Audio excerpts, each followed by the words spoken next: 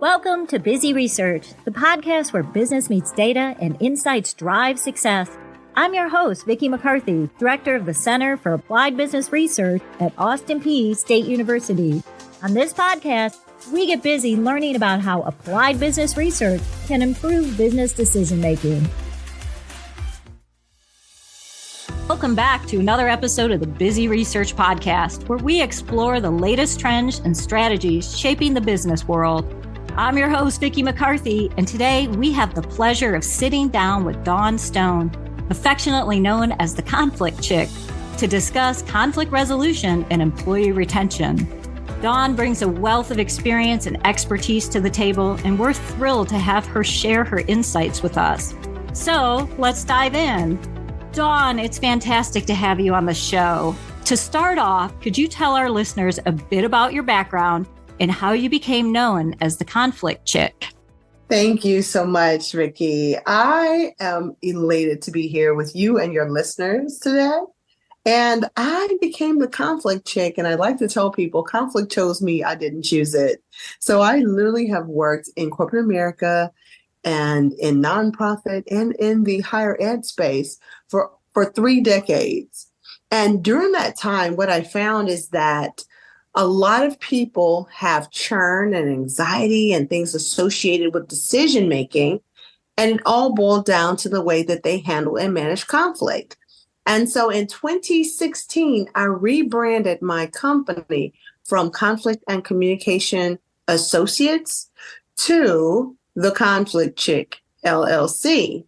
And it has made all the difference in the world. So when people meet me, they're like, okay, so you do what? Oh, conflict. Yes. So my goal is really to help people understand that conflict is neutral. It's neither positive or negative until you apply how you feel, what you think, and your actions. And a lot of times those are positive or negative. And that's what makes conflict so difficult for most people. So I just enjoy helping my clients and leaders really find confidence in embracing conflict resolution, build this competency of understanding the tools that are necessary personally and professionally to be peacemakers. And then last, to help them get some connections, because a lot of times people feel like they're on an island, Vicki, like they don't have a way to get through a storm, but there are tools and people who can always help you connect the dots. Wow, I love that because conflict resolution is a vital skill to have in any workplace.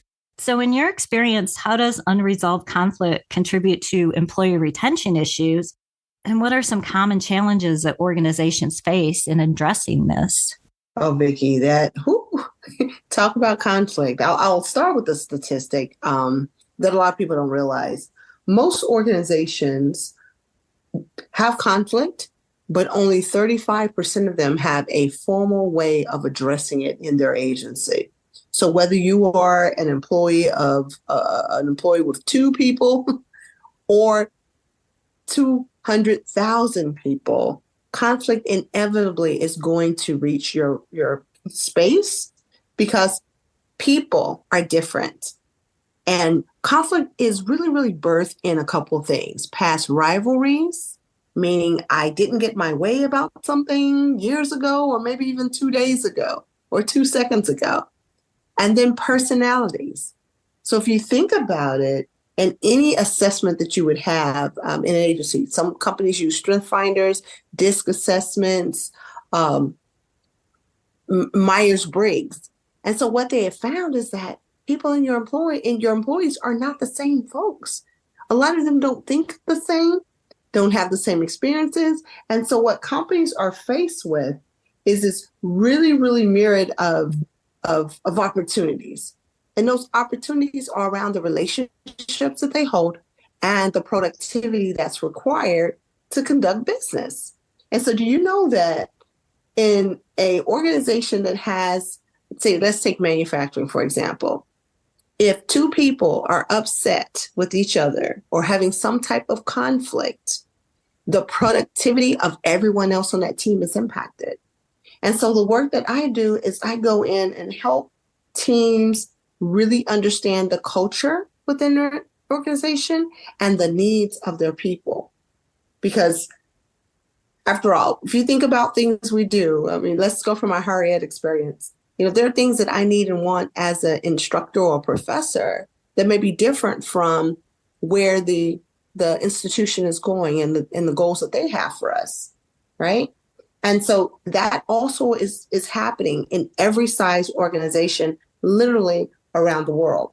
So I want to highlight quickly a couple of areas that have been sore spots for agencies. And this is where I spend a good deal of my time with my clients and with the work that I do in the community. So what we're finding is that conflict is everywhere, but let's talk about where they really come into play. So number one is employers have a hard time with employee engagement. And the employee engagement is lessened by the amount of work and the people who are doing the work. So companies want to get that productivity up. And so what we do is we talk about how can we implement conflict resolution strategies to improve communication and improve this culture and the spirit of the team. So then you're not losing money with people being idle or losing money because people are in conflict, because that equals absenteeism, turnover rates, total employee engagement, which is tied to morale, which ultimately impacts the bottom line. Two other places that it shows up: talent acquisition and retention is another key area. So there are organizations that say, hey, I just can't keep people because people don't want to work. So Vicki, that's a common thing I hear. And I like to encourage the employers and say, hey, no, it's not that. You have to find the right employee for you. And how do we do that? So it's going to take allowing conflict resolution as a construct to be a part of the reason why people flock to your organization. So I help teach them systems and tools to use to have people come to them, because they say, hey, if you're in conflict, let's take a quiet room, for example. We have a quiet room, a quiet space. So there are times when I may be working with their design team to create a space for employees to go and cool off. See, that's an innovative way of addressing conflict and ensuring that your people are healthy and whole. So leadership development, change management, performance management, and employee wellness and mental health. These are all things that are aligned when it comes to looking at the ways that we can truly, truly, truly master conflict resolution and keep our people inside the buildings. And so the funny way that I tell my clients, current, past, and future, is like, my goal is to keep your people in the building and on task and prevent them from sliding out the side doors and the back doors. And so when you think about it like that, they're like, wow, that really happens. It does. And we're now in a hybrid, remote, and an in-person environment. So that has changed in the way that we even show up for work. And so really addressing it at the core of what it is, communication and a willingness to meet people where they are two key things that you can really honestly do to improve the metrics inside your organization. And that ultimately increases employee engagement, which is sitting between 35 and 38%. And believe it or not, that's considered good right now. Wow, that's a lot to unpack, is like you said, with this just conflict resolution, all of these issues that surround it, from engagement to productivity to mental health and talent acquisition. So many topics covered. I can see right here that we probably have 5 more podcasts to do to really unpack all of this, because there's a lot there. But it sounds like key to that is this proactive approach to maintaining a healthy work environment. And so what are some, you mentioned the architectural design and having places to go and policies and procedures. But so what are some effective strategies or approaches that organizations can implement to address conflict and improve their employee retention, engagement, and all of that you've just highlighted for us? I want to start with, since May is Mental Health and Awareness Month, And we'll sit again at the end of the year. But right now we're in high season. And what employers must do is first acknowledge where they are as a company. They have to acknowledge the culture that they have and the culture they want to become. And so I ask them to keep that in perspective because there's always growth within us and everything that we need to be better is within each and every one of us. So the key is unlocking it. So when we talk about mental health and wellness of our teams, proactively looking at the root causes of the workforce tension and the anxiety to begin with. It might be, let's take AI, artificial intelligence right now. That has received a lot of buzz, and a lot of the buzz has not been positive. But what we do know is artificial intelligence and systems and technology in general is a part of what we call the change management movement that involves technology, okay? So when we're looking at the mental health and the wellness of our people, if we're able to see and say 12% of our organization is struggling with the technology, what can we do about that?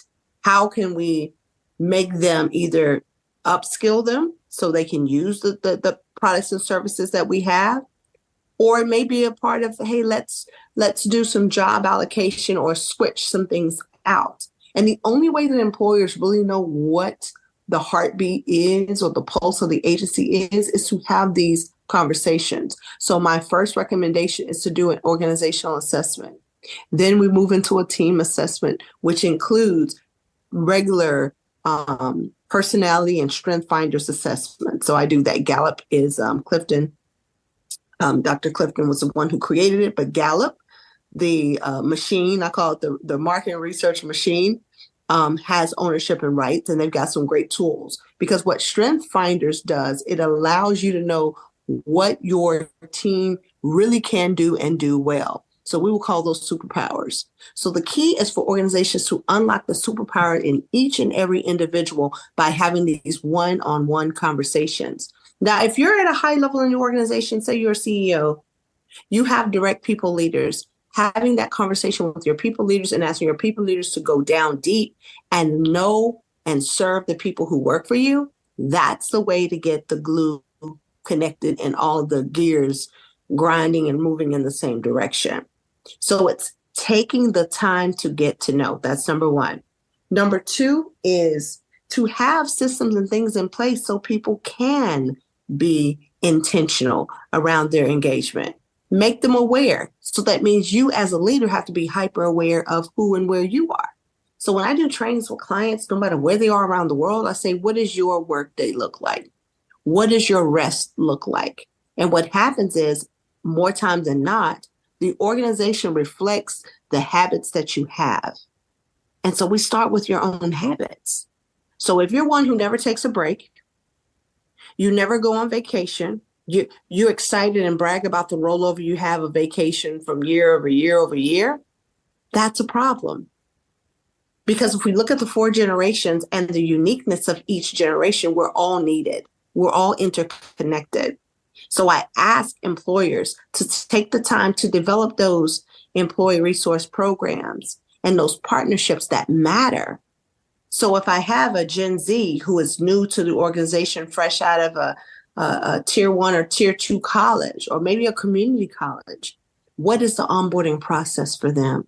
What are the resources allocated for them? So I really have the organization peel back the onion and look at all the habits and the attitudes of the people, especially at the top. And then we decide together with input from what I call frontline and those new and exciting people who are there in the organization, some of those who maybe not like you very much, have that conversation with them. And they do that in the form of surveys and interviews. And then we also could have what's called skip level meetings or town halls. That's a way to get an idea of what the people want and what they need. And so the survey is for those who aren't willing to say it out loud in front of everyone. But the town hall is for those vocal people. And so that will help the mental health piece. That will help with the compliance and regulatory issues. Because sometimes people are not compliant because they're upset about something. But if your people leaders know that person, they'll say, hey, Jake has an issue with X, Y, and Z. Is there any way we can change this policy so he could have flex time on Fridays to go and take his kid to speech therapy? Which is a reality for me. I have a neurodivergent child that requires 15 hours of 15 hours of therapy every week. So think about what employers are thinking in that moment. And we have to be really aware of those things. And so with change management and all the things that we talked about, all of this is change management. It could be systems. It could be people. It could be moving from remote back to in the office. This all creates churn in our agencies. And so companies right now, what you can do is listen. And the way to listen is to do those assessments, do those skip level meetings, do the one-on-one interviews, and do those surveys, because that type of organizational assessment will help you have more agility long term, because you will know where your pain points are and who the advocates and the champions can be in helping you implement what's next. So just to recap, you're saying acknowledge where you're at as an organization and where you want to go. And then also have systems in place so that you can deal with the resolution. Mm-hmm. And key to that is letting employees have a voice so that you know what the issues are, whether it's through the town halls or the meetings or surveys. So I think that those are excellent strategies for creating a more positive workplace. You mentioned technology in terms of it's causing angst and employees, needing to upskill or be comfortable with it. But what do you see the role of technology in terms of how it can help with conflict resolution and employee retention? Oh, that's a very good question, Vicki. So let's talk about the whole angst and why it even exists. What we know about human nature is most corporate institutions, small businesses, they struggle with change management, especially when it comes to systems, because of our natural human resistance to change. And so employees often fear what they don't know, and they worry about how the change is going to impact their role, how they can lead, or will there be opposition? Are we going to be two in the box, et cetera, et cetera? So the key is to understand that without effective communication from leadership, if we don't have the training to adapt to the new processes, that conflict is inevitable. It will happen. So let's speak specifically to technology and how technology can actually help you. I have a client right now. They're global. They're a multi-million-dollar organization, nonprofit. And guess what they struggle with? People and interactions with people, because they don't know who does what, who's supposed to do this, well, you're supposed to do this, well, I'm doing this. So there's this there's this challenge with boundaries and boundary setting. And so what we have asked them to do is go and look at, what does the job require? What does the position, the requisition itself states that this particular person in this role is supposed to do? And then we go and look at the systems and say, hey, these are the systems in place to support that work. So how can we leverage it in a way that is beneficial to the entire team? So I will tell you, this week alone, I made 2 recommendations that were system recommendations, Vicki. One was AI. And I said, get a bot, get an Autobot that will take notes, because they were having issues with who's going to keep notes. Well, I'm busy this week. Well, I don't have time. I'm going to be in the car. I'm on the move. They're global. I said, the best way to do it is to get an AI app that is free to take those notes for you. They show up early. They record the video. They have the transcript and will send it to everybody. And they were like, oh gosh, that will save us so much time. Thanks, Dawn.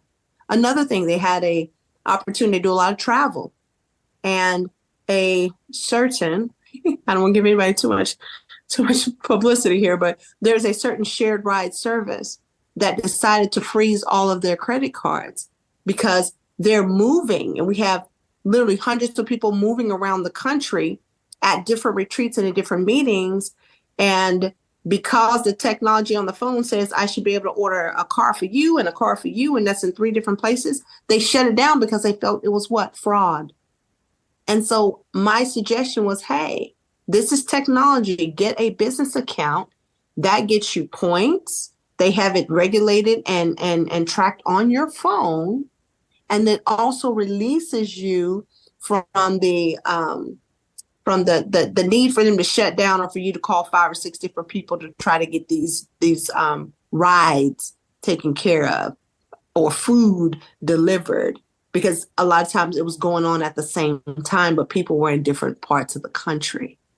And so using technology more proactively has been beneficial. They also have a clothing closet. And I said, you know what? You don't know what the counts are? Let's set up an inventory management system that affords you to know at checkout how many things are being removed, who they're going to, and that way your inventory is always accurate. So those were 3 simple process changes. With me being their culture coach, I was able to implement, and now they're not stressed out, talking over each other on the calls, being short with one another. So it immediately impacted the way that they work, and it reduced their grievances that are filed down. We've only had 2 this year. And when I tell you I had pages last year, only 2. So that's impact. And that's how technology can support the work as opposed to be something that is overbearing or too much.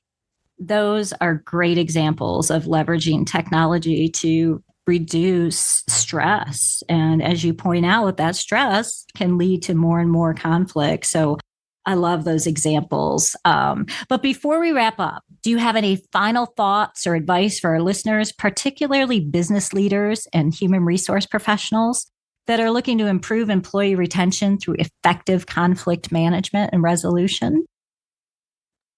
Yes, I definitely want to tell all my peers out there, you are not alone. You are not on an island.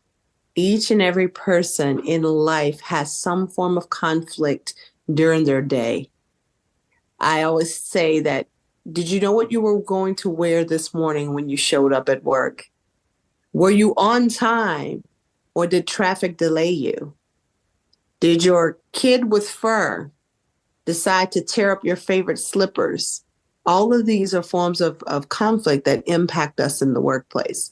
And so my recommendation and suggestion is to take your time, breathe, create spaces for yourself and others to release what is not working for them when it comes to conflict, and create open and courageous spaces that provide psychological safety to others. And the only way we can do that is to be part of the build. It is our responsibility, because conflict amongst employees can significantly disrupt productivity and divert attention from work to interpersonal issues in a nanosecond. And so take action early. Resist the temptation to sweep it under the rug. Resist the temptation of picking and choosing sides. And if you're not sure how to do this well, don't be afraid to activate your resources, because your resources are people like me, consultants in the space that do this work every day. It could be a coworker. It could be a manager, a peer. And if you see a team that's high functioning, high performing all the time, go and spend time with them and ask them all, what's working for you? Why is this great? Because what you will find in big organizations, you have small cells of people that are extremely tight. And what you want to do is take that, hone it, and replicate it for everyone else. And that would be my advice. And just understand we're all human. And when we make mistakes, we apologize, we learn, and we fall forward. Wow, wise words, Dawn. Thank you so much for joining us today and sharing your invaluable insights into conflict resolution and employee retention. If our listeners want to learn more about you, how can they connect? Well, thank you very much. I appreciate my time. I thank you all for being here and being who you are and making the impact that you make in your everyday life. But if you want to connect with me or even have more questions, you can reach me on any of my social media handles. I am on LinkedIn as Dawn Stone or The Conflict Chick. And I'm also on Twitter, YouTube, Facebook, TikTok, and Instagram as The Conflict Chick. I would love to hear from you. You can drop questions.